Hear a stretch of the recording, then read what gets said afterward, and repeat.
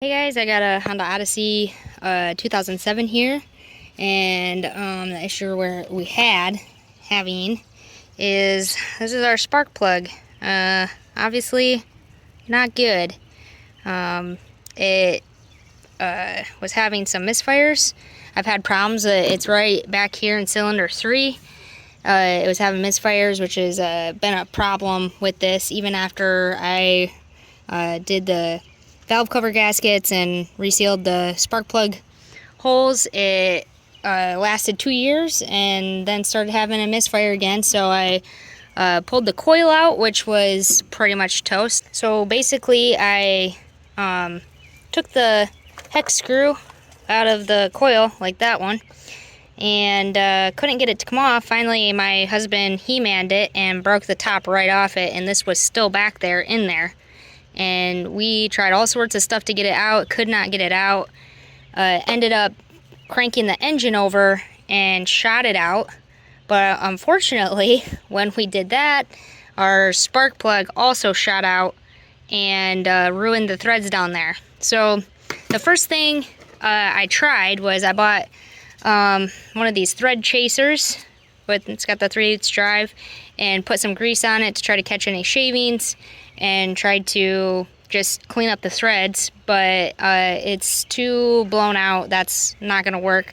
And I'll link all these tools that I'm using. I will link in the description below. So today I got some thread locker, and I bought this kit on Amazon, and like I said, I'll link it in the description. And basically we've got this guy, which is going to cut us a little bit bigger hole, and then we're gonna thread one of these guys in and hopefully be able to thread our new spark plug in just fine. So essentially what we're gonna do is cut the threads with this, then we're gonna screw this onto this guy and put some thread locker on it and thread it in there and let it sit for 24 hours and then put our spark plug in, hopefully. First thing you might want is one of these like USB borescope cameras. That way you can look in the hole and tell if your valves are back or not. I'll throw some pictures up of what it looks like with the valves out, and then what it should look like when they're in. And you just want to make sure they're in so that you're not hitting them. And if they are out, all you got to do is, I just turned my wheel real hard and pulled the cover back. And then if you look in here, right there, that is the crankshaft. Just crank that a little bit until you see that your valves are out of the way, and then go ahead.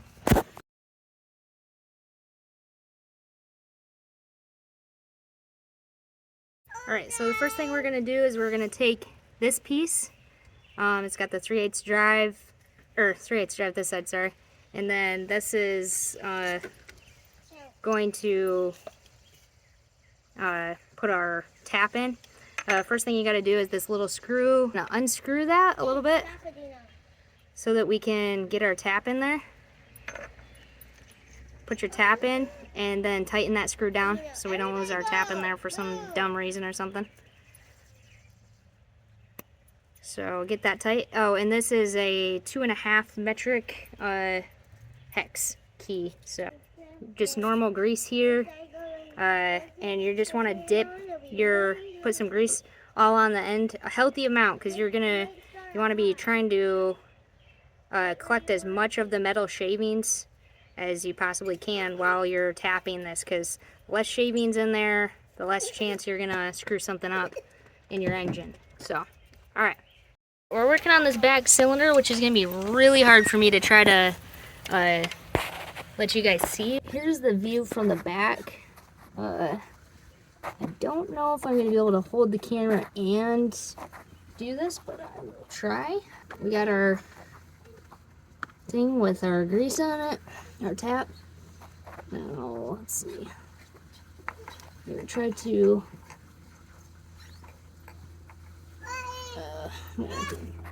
drop it because I only got one hand. Alright, I'm gonna let it fall in there, and I'm gonna get my extender. I'm having to do this just because there's not a lot of space back there.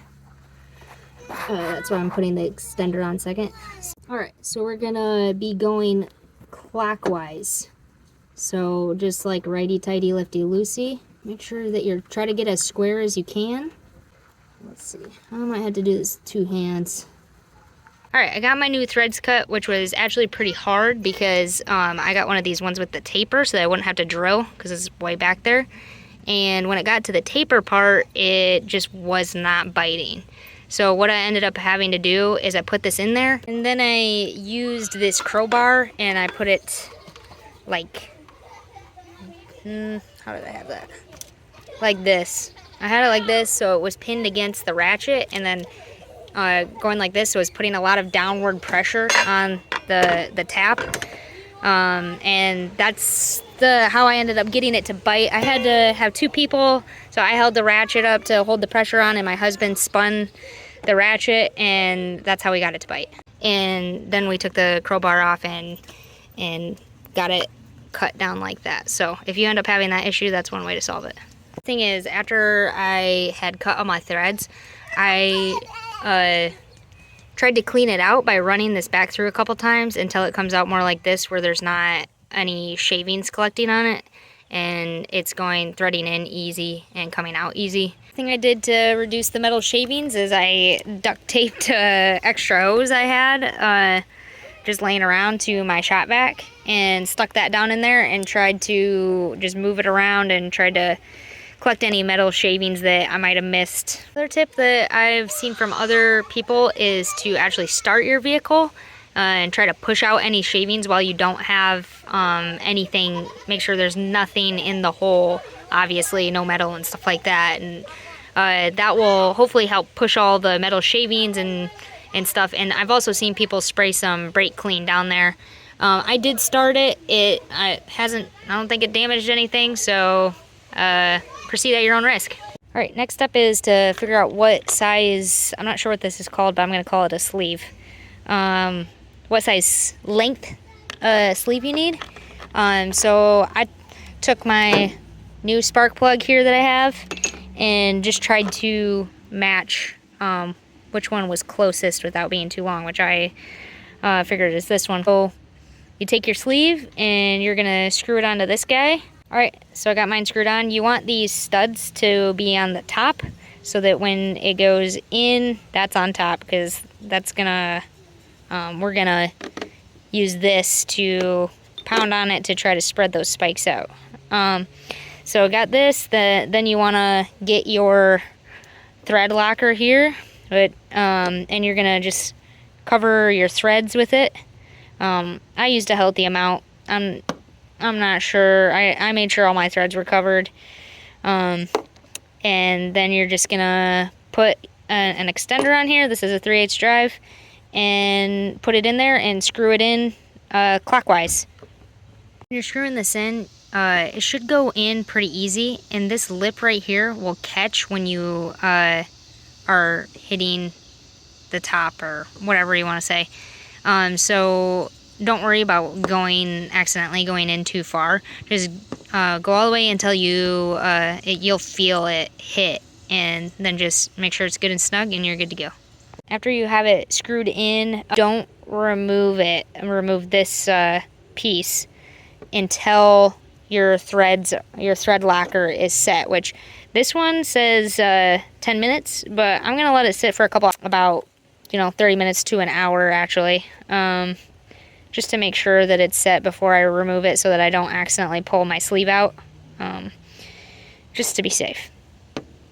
Alright, I removed this. You just, lefty-loosey, unscrew it.